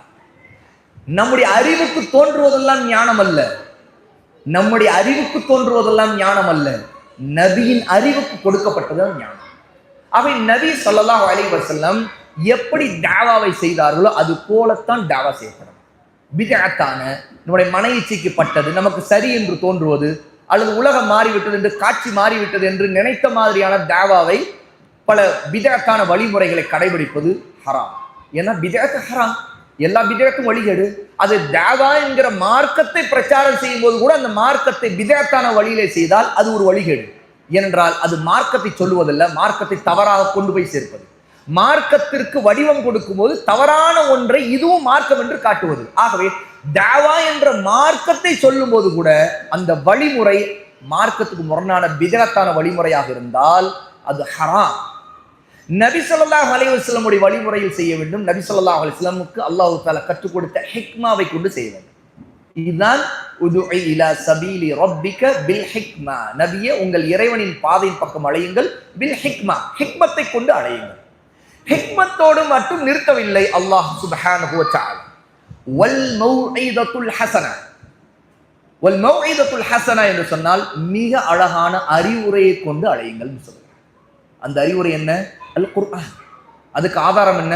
இதோ இந்த ஆயா, சூரா யூனுஸுடைய 57வது ஆயா என்ற இந்த ஆயத்தில் அல்லாஹ் தஆலா குர்ஆனை யா அய்யுஹன் நாஸ் கத் ஜாஅத்துக்கும் மௌஇதா என்று சொல்கிறார். மனிதர்களே, உங்களிடம் மௌஇதா வந்து விட்டது. மிர் ரப்பிக்கும், உங்கள் ரப்பிடமிருந்து வந்து விட்டது. அப்படி ரப்பிடமிருந்து வந்த மௌஇதா என்ன? அல் குர்ஆன். ஆகவே அல் மௌஇதத்துல் ஹஸனா என்பது அல் குர்ஆனை குறிக்கும். ஒருவர் அல்லாஹ்வின் பக்கம் மக்களை அழைக்கிறார் என்றால் குர்ஆனை கொண்டு அழைக்க வேண்டும். குர்ஆனுடைய ஆயாத்துகளை ஓதி அழைக்க வேண்டும். தன்னுடைய சொந்த கற்பனைகள், தத்துவங்கள், தர்க்கங்கள் இதெல்லாம் தேவையில்லை. அல்லது உலக அரசியல் இது தேவையில்லை. அல்லாஹ்வின் பக்கம் அழைப்பதற்கு உலக அரசியல் பேச தேவையில்லை. என்ற அல்லாஹ்வின் பக்கம் அழைப்பது குர்ஆனிலிருந்து அழைப்பது, அல்லாஹ்வின் பக்கம் அழைப்பது நபியின் பாதையிலிருந்து அழைப்பது, அல்லாஹ்வின் பக்கம் அழைப்பது தௌஹீதின் பக்கம் அழைப்பது, அல்லாஹ்வின் பக்கம் அழைப்பது சொர்க்கத்தின் பக்கம் அழைப்பது, அல்லாஹ்வின் பக்கம் அழைப்பது நல்ல சாலிஹான அமல்களின் பக்கம் அழைப்பது. இதுதான் சத்தியம், இதுதான் நேர்வழி, இதுதான் குர்ஆன் கொடுத்திருக்கிற அழகான உபதேசம். ஆகவே அல்லாஹ் தஆலா குர்ஆனை இங்க மௌஇதா என்று சொன்னால் உபதேசம், அறிவுரை என்று சொல்லுகிறார். வஷிஃபாஉல் லிமா ஃபிஸ் சுதூர். ஏன் இந்த குர்ஆனை கொண்டு அழைக்க வேண்டும்? இதற்கு பதில் வந்து விட்டது. வஷிஃபாஉன், இது நிவாரணமாக இருக்கிறது. லிமா ஃபிஸ் சுதூர், உள்ளங்களில் இருக்கின்றவற்றுக்கு இது நிவாரணம். உள்ளங்களில் நெஞ்சங்களில் இருக்கின்றவை என்ன? இன்னைக்கு நோய்கள் என்று சொன்னால் உடம்பில் இருக்கிற நோய்கள் மட்டும்தான் நாம் நினைக்கிறோம். அதுதானே நோய்கள் என்று சொன்னால் என்ன ஞாபகம் வருது? நோய்கள், அந்த நோய், இந்த நோய், கேன்சர், ஆமா அது ஒரு நோய், அந்த பக்கம் இந்த நோய், வயிற்று வலி, தலைவலி, காய்ச்சல், கால் வலி, அல்லது கிட்னி ஃபெயிலியர், இப்படி நோய்கள்னு சொன்னா நமக்கு இதுதான் ஞாபகம். இங்க அல்லாஹ் தஆலா வஷிஃபாஉல் லிமா சுதூர், ஷிஃபாஉல் லிமா சுதூர், உள்ளங்களுக்கு இருக்கின்றவற்றுக்கு ஷிஃபா என்று சொல்லுகிறார். உள்ளங்களில் வருகின்ற நோய்கள் என்ன? ஷிர்க், குஃபுர், நிஃபாக், ஹஸத், பொறாமை, பேராசை, வெறுப்பு, அல்லது ஹுப்புத் துன்யா, இந்த உலகத்தின் ஆசைகள், உலகத்தை நேசிப்பதின் பேரால் மார்க்கத்தை மீறுவது, வழிகேடுகள், அல்ல உள்ளத்தில் வரக்கூடிய கெட்ட எண்ணங்கள், ஆபாசமான எண்ணங்கள், வழிகேடான உள்ளத்தை கெடுக்கக்கூடிய சிந்தனைகள், இது எல்லாமே உள்ளத்தின் நோய்கள். அப்படி என்றால் இந்த நோய்களுக்கு ஷிஃபா அல்லாஹ் இறக்கிய அல் குர்ஆன் சுப்ஹானஹு வ தஆலா இறக்கியது. பரிசுத்தமான அல்லாஹ் அவன் குர்ஆனை இறக்கி உள்ளங்களை பரிசுத்தப்படுத்துகிறான்.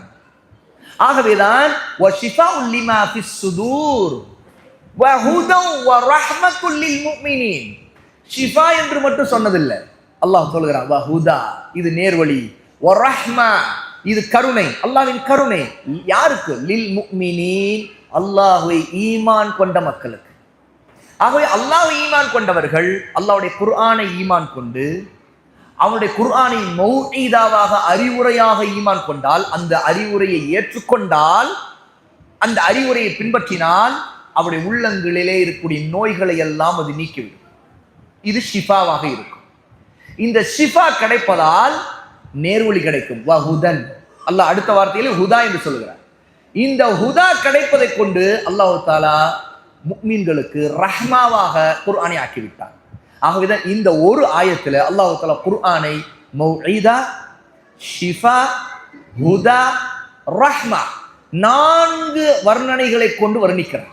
இந்த ஒரு ஆயத்தில் மட்டும் 4 வர்ணனைகளை சொல்லுகிறார். இதை சொல்லும் போது யா யுஹன்னாஸ், மனிதர்களை என்று கூப்பிட்டு சொல்ல. அப்ப மனிதர்கள் எல்லோருக்குமே இது ஷிஃபா தான், மௌஇதா தான், ஹுதா தான், நேர்வழிதான்.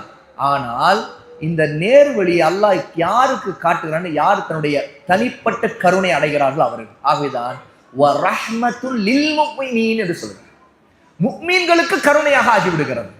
ஆகவே முஃமின்களாக இருப்பவர்கள் குர்ஆனை எவ்வளவு நேசித்து அதை ஓதி அதை பின்பற்றி அதோடய தொடர்பில் இருக்கிறார்களோ அவ்வளவு காலமும் அவர்கள் அல்லாஹ்வுடைய ரஹ்மத்தில் இருப்பார்கள். அல்லாஹ் தன்னுடைய உள்ளங்களை பரிசுத்தப்படுத்தி ஆரோக்கியமா வைத்திருப்பான். அதில் நோய்கள் இருக்காது. குர்ஆன் திரும்ப திரும்ப நோய்கள் வந்தால் அதை நீக்கிக் கொண்டே இருக்கும். ஏனென்றால் உடம்புக்கு எப்படி நோய்கள் வருமோ அது போல மனித இயல்பு, நம்முடைய உள்ளங்கள், நம்முடைய கல்வி, நம்முடைய சுதூர் நோய்க்கு ஆளாகும். ஏன்னால் இந்த உலகம் நோய்களால் ஆனது, இந்த உலகம் பாவங்களால் ஆனது, இந்த உலகம் இச்சைகளால் ஆனது. இது நம்மை சுற்றி சூழ்ந்து இப்லீஸ் ஒருவன் இருக்கிறான், பல ஷைத்தான்களை ஏவிக்கொண்டே இருக்கிறான். ஆகவே நம்முடைய வலப்பக்கம், இடப்பக்கம், முன்பக்கம், பின்பக்கம் வந்து கொண்டே இருப்பார்கள். அந்த ஷைத்தான்கள் ஜின்களிலும் இருப்பார்கள், மனிதர்களிலும் இருப்பார்கள். இந்த ஜின்னின மனித இன ஷைத்தான்களிடமிருந்து நம்மை பாதுகாத்துக் கொள்ள குர்ஆனிடம் சரணாக வேண்டும். குர்ஆனுடைய ஷிஃபாவிலே நாம் எப்போதும் இருக்க வேண்டும். குர்ஆனுடைய நேர்வழியை பற்றி பிடிக்க வேண்டும். மௌஇதா அவருடைய அறிவுரையிலே நம்ம சரணடைய வேண்டும். அந்த ரஹ்மாவிலே இருக்கிற வரைக்கும் இந்த உள்ளங்கள் நோய் உறும் போதெல்லாம் உடனே அல்லாஹ் தஆலா குர்ஆனை கொண்டு ஷிஃபா கொடுத்து விடுவார். ஒரு கவலை வந்தால் கூட குர்ஆனை எடுத்து ஓதினால் ஷிஃபா கிடைத்து விடும். ஒரு குழப்பம் வந்தால் கூட குர்ஆனிலிருந்து நேர்வழி தேடினால் அந்த குழப்பம் நீங்கிவிடும். இதுதான் உலகத்திலே அல்லாஹ் தஆலா குர்ஆனை கொண்டு ஷிஃபா கொடுப்பது என்று ஷேக் சாலிஹ் அல் ஃபௌசான் ஹஃபிதஹுல்லாஹி தஆலா குறிப்பிடுகிறார்கள். இதை சொல்லிவிட்டு சொல்லுகிறார்கள், உடம்புக்கு வருகின்ற நோய்களை விட உள்ளங்களுக்கு வரக்கூடிய நோய்கள் தான் மிகவும் அபாயமானவை. ஏனென்று கேட்டால், ஒருவருக்கு உடம்பிலே நோய் வந்தால் அதனுடைய உச்சகட்டம் மரணம் மட்டும்தான். என்ன, உடம்பிலே நோய் வந்தால் கடைசியில் அவருடைய பாதிப்பு என்ற உச்சகட்ட பாதிப்பு என்ன? மரணம். ஆனால் உள்ளங்களுக்கு நோய் வந்தால் அது நரகத்திற்கே கொண்டு போய்விடும். ஆக நரகத்திலிருந்து தப்பிக்க வேண்டும் என்றால் ஒருவர் குர்ஆன்கிற இந்த ஷிஃபாவின் மூலமாக அல்லாஹ்வின் அனுமதியை கொண்டு இந்த ஷிஃபாவை தேடிக்கொள்ள வேண்டும். இப்படி ஒருத்தர் தேடிக்கொண்டால் அவருடைய உள்ளங்களுக்கு மட்டும் அது ஷிஃபா தருவதல்ல, அது கூடுதலாக உடம்புக்கும் ஷிஃபா தருகிறது. ஆக உடம்புக்கு வரக்கூடிய நோய்களை நீக்கக்கூடிய சக்தி அல்லாஹ் தன்னுடைய வார்த்தைகளுக்கு குர்ஆனுக்கு வைத்திருக்கிறான். எப்படி? குர்ஆனை ஓதுவதை கொண்டு ஒருவர் அவருடைய உடம்பு கண் திருஷ்டியிலே பாதிக்கப்பட்டால் குர்ஆன் ஷிஃபாவாக மாறிவிடும். ஒருவருடைய உடம்பு கெட்ட ஜின்னால் தீண்டப்பட்டு தாக்கப்பட்டால் அந்த ஜின்னுடைய தீண்டல், ஷைத்தானிய தீண்டல் அது நீக்கப்படும் என்ற குர்ஆன் அந்த ஜின்களை அச்சுறுத்தும், ஜின்களுக்கு கடுமையாக ஆகிவிடும். ஆக குர்ஆனை கொண்டு ஜின்னுடைய பிரச்சனைகளை வச்சு ஷிஃபா தேடிக்கொள்ளலாம். இந்த குர்ஆனை கொண்டு ஒருவர் இந்த உலகத்துடைய சில நோய்களை கூட அவர் நீக்கிக் கொள்கிறார். ஒரு விஷ ஜந்துக்களுடைய தீண்டலை விட்டு அது அல்லாஹ்விடம் அனுமதியை கொண்டு அது ஷிஃபா கொடுக்கிறது. ஒருவர் இந்த குர்ஆனை ஓதுவதை கொண்டு ருக்யா செய்து கொள்ளலாம், தனக்குத்தானே ஓதி பார்த்துக் கொள்ளலாம். ஆக ஒருத்தர் இன்னொருக்கு ஊதி விடலாம்.